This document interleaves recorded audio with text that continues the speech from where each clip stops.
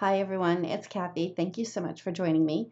Today I'll be sharing how I created two monochromatic cards, and I'm going to start out with the slimline card first. I started with a piece of cardstock that measures 8.5 by 3.5. I did some very light ink blending, and I kind of wanted the background to be two-tone, so I ink blended half of the cardstock with Mint to Be ink, and then I used Skylight ink on the other half. And my goal here was to go in with a really very light hand, but my Skylight ink, it was a little bit darker than I thought it would be, even though I didn't press too hard. Next, I wanted to add even more texture to my background, so I brought in the teardrop splash stencil, and I did ink blending over that stencil with the same colors of ink. I did have to shift up my stencil because obviously it's 6x6 and I'm working on a slimline panel. And I didn't worry too much about having a harsh line because I figured that once I was done with all the stamping, you wouldn't even be able to tell where I moved that stencil. For the stamping, I'm using the layered Dahlia stamp set. And for this card, I'm not doing any layering at all. I'm just using the solid most stamp for the images. I did the smaller flower with the Skylight ink and just stamped around the outer edges. And then for the full bloom, I used the Mint to Be ink, and I'm trying to fill in the space a little bit. I want the edges to have a lot of the flowers, but I wanted to leave the center with just the stenciled pattern so that my sentiment would really stand out. Once I was done with the ink blending and stenciling and stamping, I ran that panel through my die cut machine with the slimline cornered rectangle die set, and then I also used the same die set to cut a frame to go around my ink blended, stenciled, and stamped panel. I wanted to have a play on words because I love the font of the new UR word die set. I cut the word U 4 times from white cardstock and stacked them up so that it would stand up a little bit higher than the rest of the letters. The rest of the letters were die cut from the bold ABC die set.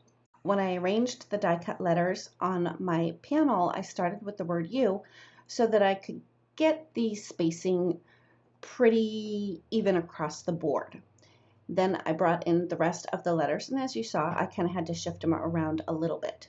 One tip I have is to adhere the word U first and then adhere the letters on either side. That way you know that you have the word U right where you want it to be, and then the rest of the letters can be shifted around a little bit to make sure that your spacing is correct.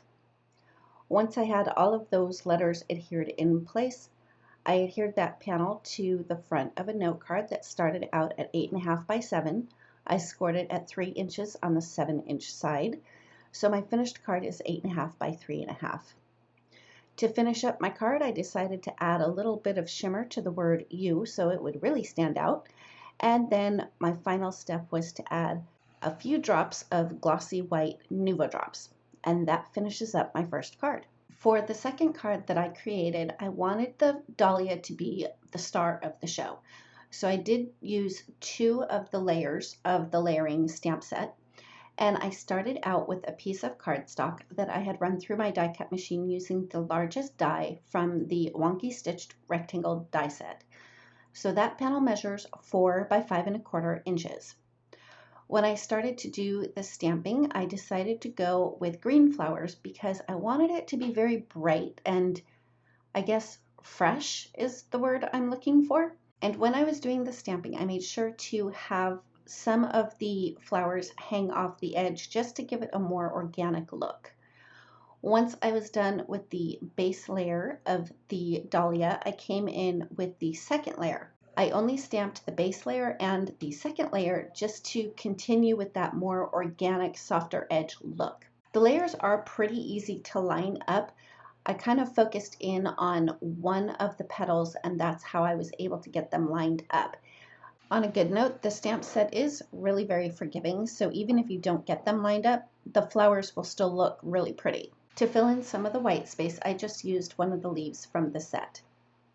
After I got the stamping done, I thought there might be a little bit too much white space, so I decided to add some splatter, but I wanted to stay with the monochromatic look, so I used the lighter of the two green inks to do some splattering.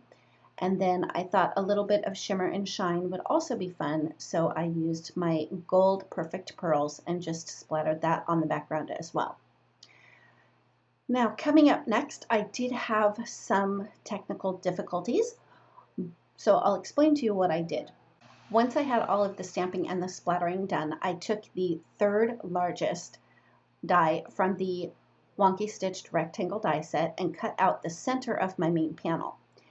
Then I took the smallest wonky stitched rectangle die and cut out the center of the second panel that I had created from die cutting from the first panel. Then I adhered the two smaller panels onto a piece of green cardstock that was just slightly larger, so there would be a small little border around them. I had put some adhesive on the back of the two smaller layers and wrapped green twine around that, and then I added foam tape just so I could have some dimension because it is a monochromatic card and I wanted to add interest to the card with layers and dimension. So after I had wrapped the twine around and added foam tape to the back of the smaller panel, I adhered that to the front of the card.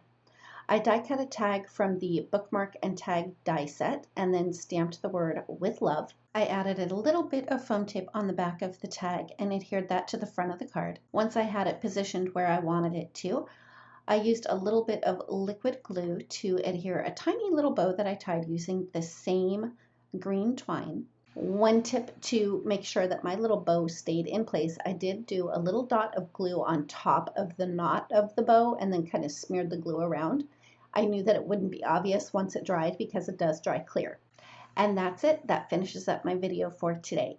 Let me know in the comments below which monochromatic card is your favorite. Do you prefer the one with the busier background, or do you prefer the fresh and clean one with the layers? If you like this video, please give it a thumbs up. If you've not yet subscribed, we'd love it if you would. And don't forget to ring the bell so you're notified every time a new video is posted. Thanks again, and we'll see you next time.